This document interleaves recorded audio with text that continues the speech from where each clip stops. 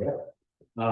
Thanks so much, Govinda, and all of you for coming here, and especially Madeline and the team for organizing. It's yeah, summer school in the Boston venue. So I think why are we like showing you like all like these details here at the beginning? Well, first of all, to give you like an introduction for mass spectrometry, but also because we think it's quite essential to understand many of these settings to kind of yield the best data at the end to then make use of like all the fantastic computational tools we're gonna show you right now. And I think as of now, most of like the data acquisition strategies and non-target metabolomics build up on data-dependent acquisition.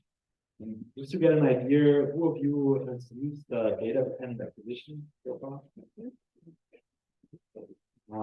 Who uses data-independent acquisition for non-target metabolomics? Okay, so there's a increasing amount of users, which is great.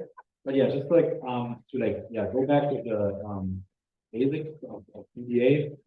So basically, we want to like do MS or MS2DN, like Rena just showed you, but how does the machine or you know that before you actually know? And in principle, like the trick is super simple. The machine iterates between survey scan and MS scan. And then depending on your routine and the settings you set, you like then select in any subsequent MS event of like such an MS1 survey scan, top n number of events. Right? And then it's kind of like cycled through like this duty cycle, right? And then goes through like a different time. And then depending whether you set like a exclusion list after that, dynamic exclusion, then those ions get excluded, and then the next cycle it goes like deeper, and you hopefully get like kind of like all ions that are present at this time. And like in real time, this happens really fast. And I think here now with like the increase in scan rates of like modern mass spectrometers, we're really like diving to like the cycle. But there's an inherent problem, and that is subsampling. When you have like a very complex sample, of course, you can only get so many top ion features, right? And then there is always a chance that some are missed, right? That might be due to like limitations of the duty cycle time, or due to simple mistakes you may have done in like setting up like this PDA routine. So here, as I mentioned already, like DIA, data independent acquisition, is becoming more and more popular, especially like in the proteomics field. It's kind of like a standard now, where you do not do like this like precision on the fly with which ion to fragment, but you just like fragment everything that comes in like the ion at the given potential.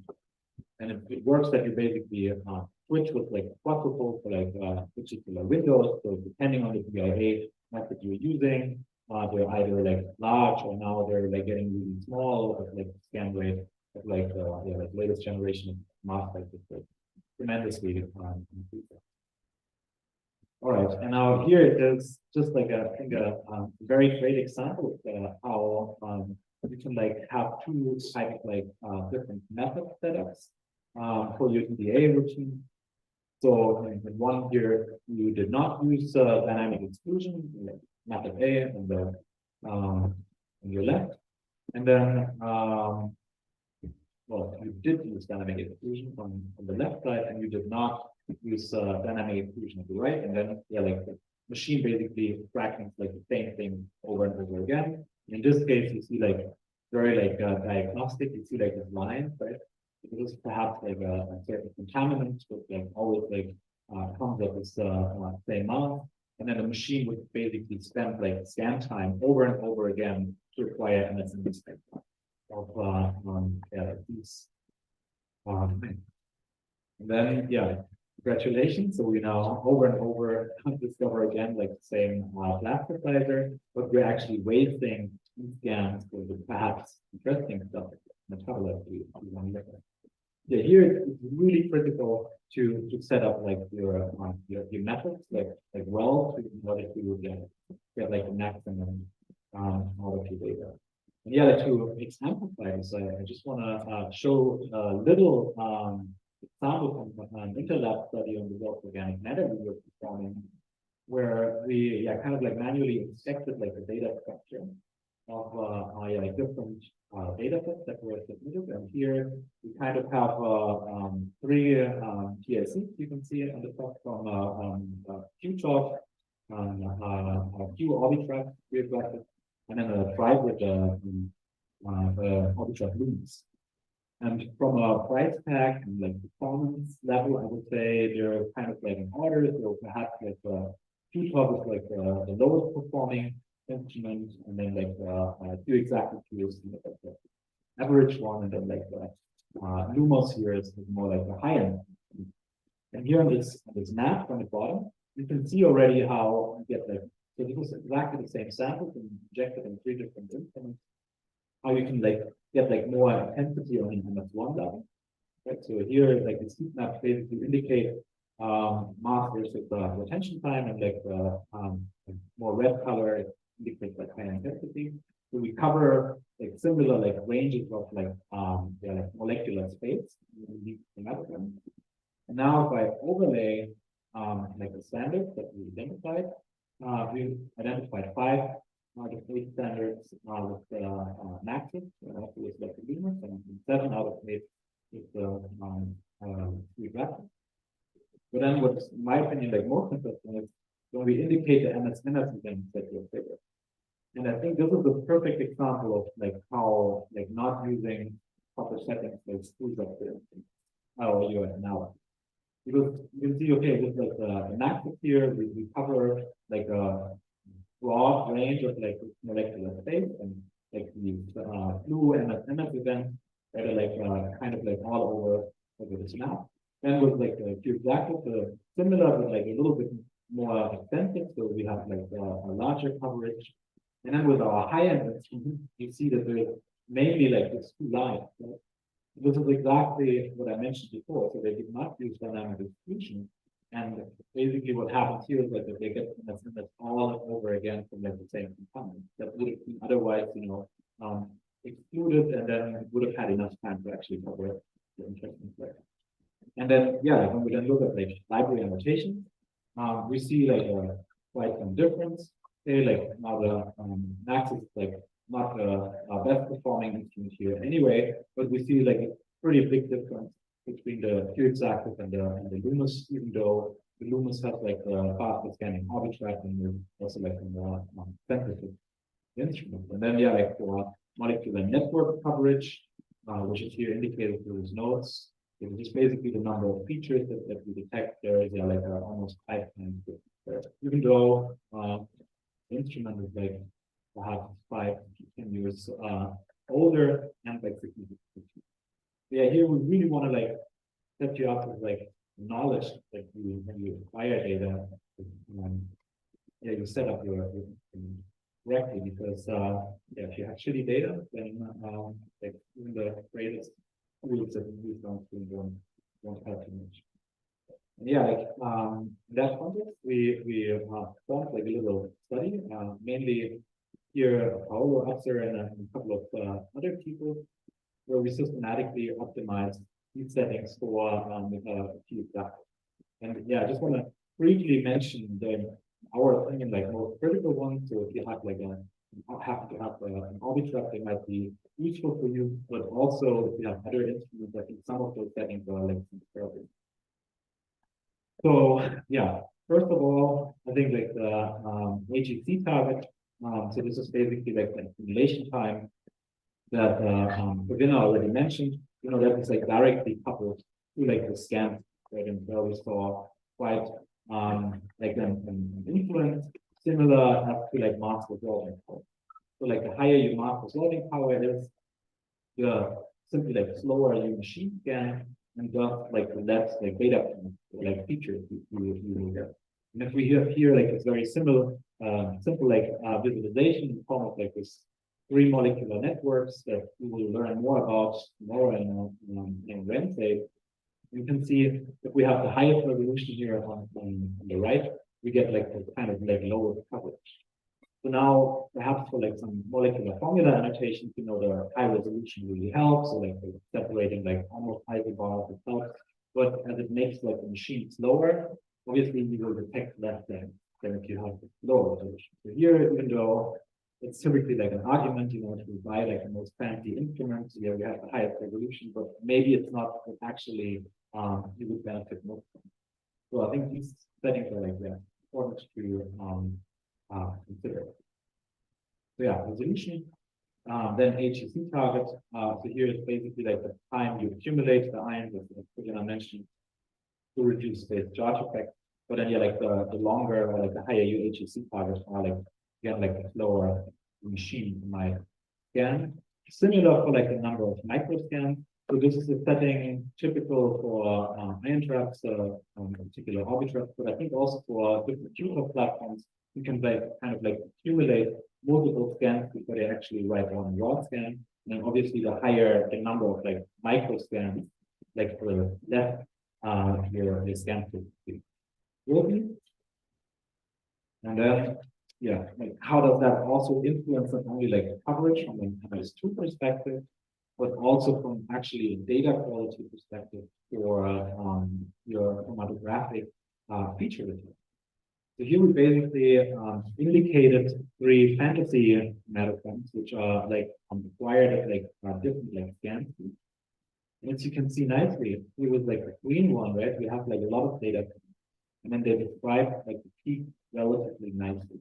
And then with like the purple one, already a little less, and with the red one is a little less, and then with the blue one, it's very little, right? So that you get to like a point that your chromatographic in this situation is not like well defined anymore. And then when you want to use feature finding, for example, with NDMI, that you will learn tomorrow, this has some perhaps ramifications that like the algorithms do not work very well. So not only from like one like two perspective that you want to have enough coverage, it's very important to have like proper cycle counts, but also to like actually have enough one survey scan to display the chromatogram like properly. So again, here's the valve, and yeah, depending on how long your HPLC separations are, what kind of columns you use, this needs to be like adjusted to your particular and yeah, here we just display kind of like this time for one duty cycle. It ranges between, in our case here, 0.6 or 0.7 seconds to up to 3 seconds. And then yeah, like I think this highlights already like pretty well what are like the most privileged.